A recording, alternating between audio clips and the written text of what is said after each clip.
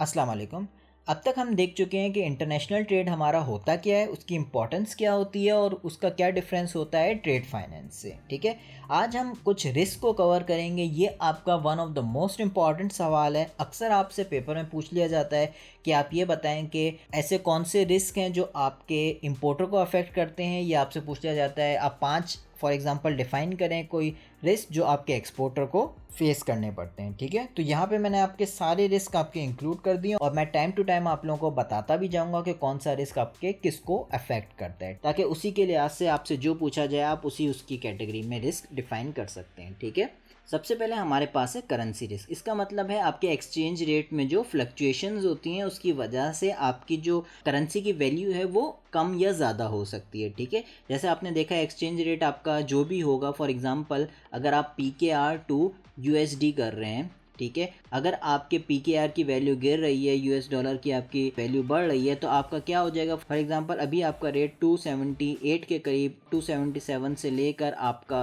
ये समझेंगे 279 ये रेट आपका बन रहा है। ठीक है, और इसी के हिसाब से आपने पेमेंट का सोचा हुआ है। ठीक है, लेकिन क्या हुआ कि आपका जो फ्लक्चुएशन ऑफ एक्सचेंज रेट की वजह से ये हो गया कि फॉर एग्जांपल डॉलर आपका 300 तक का आपका पहुंच गया, तो आपका यहाँ पे पेमेंट आपको ज़्यादा करनी पड़ेगी। ठीक है, तो ये आपका हो जाता है करेंसी रिस्क। अब इसकी मिटिगेशन आप कैसे कर सकते हैं, आप मुख्तलिफ फॉरवर्ड कॉन्ट्रैक्ट्स ले सकते हैं। ठीक है, जिसकी वजह से आप जो है वो आपके एक्सचेंज रेट को फिक्स कर सकते हैं। फॉरवर्ड कॉन्ट्रैक्ट एक बड़ा आपका टॉपिक है जो मैं आपको आगे जाके समझाऊंगा। बेसिकली ये समझें कि एक ऐसे कॉन्ट्रैक्ट्स होते हैं जिसमें आप जो है अपनी एक्सचेंज रेट्स को फिक्स कर सकते हैं। ठीक है, तो इससे आपका क्या होगा, आपके रिस्क की मिटिगेशन हो जाएगी। आप इनिशियली फिक्स कर देंगे, जैसे आज आपने फिक्स कर दिया कि भाई मैं फॉर एग्जांपल ये रेट चल रहा है, मैं फ़िक्स करना चाह रहा हूँ 280 पे। ठीक है, फॉर एग्जांपल 280 पे मैं रेट को फिक्स कर देता हूँ। ठीक है, और ये पेमेंट जो है फॉर एग्जांपल मैं आपको 2 महीने के बाद करूँगा जब मुझे प्रोडक्ट मिल जाएगा। अब अगर फॉर एग्जांपल उस वक्त आपका डॉलर 300 तक चला जाएगा तो आपको फ़ायदा होगा, लेकिन उसमें ये भी हो सकता है कि अगर डॉलर जो है वो आपका 270 तक आपका पहुँच गया तो आपको नुकसान भी हो सकता है। ठीक है, तो ये आपका हो जाता है फॉरवर्ड कॉन्ट्रैक्ट्स। ठीक है,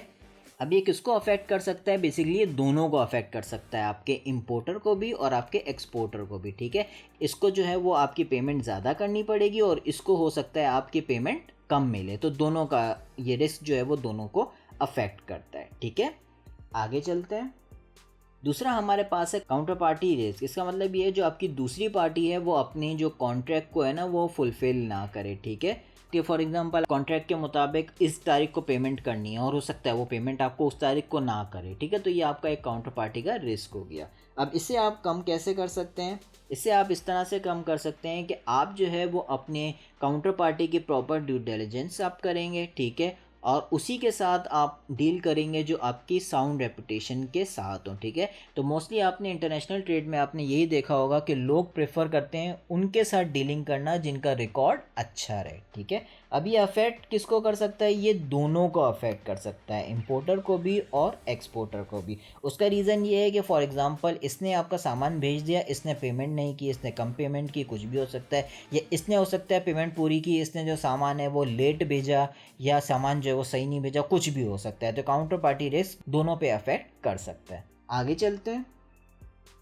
तीसरा हमारे पास है नॉन परफॉर्मेंस रिस्क। ठीक है, ये आपका अफेक्ट करता है सिर्फ और सिर्फ इंपोर्टर पे। उसका रीज़न क्या है कि एक्सपोर्टर जो है वो आपका या तो आइटम प्रोवाइड ना करे, ठीक है, या तो फिर काफ़ी देर से डिलीवर करे। ठीक है, तो ये आपका नॉन परफॉर्मेंस रिस्क होता है जो कि आपका इंपोर्टर पे अफेक्ट करता है। ठीक है, तो इसमें आप क्या कर सकते हो, इसमें आप जो है वो आप मुख्तलिफ परफॉर्मेंस गारंटीज़ आप ले सकते हो या आप पेनल्टीज़ कॉन्ट्रैक्ट में लगा सकते हो। जैसे फॉर एग्जांपल इस डेट को पर्टिकुलर डेट तक आपने अगर आपका सामान मुझे नहीं मिला तो फॉर एग्जांपल मैं आपको 10% कम पेमेंट दूंगा। ठीक है, तो ये कुछ भी हो सकता है। ठीक है, इस तरह की मैंने एक एग्जांपल आपको जस्ट बताई है। ठीक है, तो ये कुछ भी हो सकता है। ठीक है, तो ये आपका अफेक्ट करेगा आपके इंपोर्टर को। आसान था, आगे चलते हैं। पॉलिटिकल रिस्क जो हमारे मुल्क में सबसे ज़्यादा होता है। ठीक है, ये क्यों होता है, आपकी पॉलिटिकल अनस्टेबिलिटी की वजह से, या ये भी हो सकता है आपके फॉर एग्जांपल कोई पॉलिटिकल सिचुएशन की वजह से आपके कोई नए रेगुलेशंस आपके इंक्लूड हो जाएं या कोई सैंक्शंस लग जाएं। ठीक है, तो कुछ भी हो सकता है, इसकी वजह से आपके ट्रेड पे बहुत ज़्यादा अफेक्ट करता है। इसको हम मिटिगेट किस तरीके से कर सकते हैं, आप हमेशा उन कंट्रीज़ के साथ डील करते हो जिनकी आपकी पॉलिटिकल इन्वायरमेंट जो है स्टेबल है। मुझे पता है हमारे मुल्क के पॉलिटिकल इन्वायरमेंट स्टेबल बहुत ही मुश्किल से होती है और इसी वजह से लोग जो है वो हमारे साथ ट्रेड जल्दी नहीं करते, ठीक है।